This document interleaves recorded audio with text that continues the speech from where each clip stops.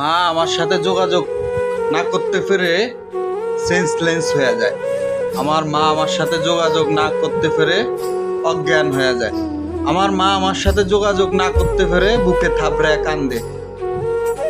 আর সেই মাকে আমি বলি আবেগবাজ। আসলেই আমার মা আবেগবাজ। যদি আমার মা আবেগবাজ না হইতো তাহলে আমার মা ছোটবেলা যখন অন্যায় করতাম তখন সেখান থেকে নিরপরাধী বানে আনতো না, লবণ খাওয়ায় মাইরা ফেলাইতো। আমার মা আবেগবাজ বলে আমার বাঁচায় রাখছে। আমার মা চাইলে আরেকটা সন্তান জন্ম দিতে পারতো, আমার এই খারাপ ছেলে দরকার নাই, কিন্তু আমার মা আবেগবাজ বলে আমার বাঁচায় রাখছে। আজকে আমি সে একটা নারী নিয়ে সুখে থাকার জন্য আমি মারে অপরাধী বানায় আজকে বলি আমার মা আবেগবাজ। আসলেই আমার মা আবেগবাজ। যদি আবেগবাজ না হইতো তাহলে আমি এই দুনিয়ার বুকে এতদিন বাচ্চা থাকতে পারতাম না। আসলে আমার মা আবেগবাজ।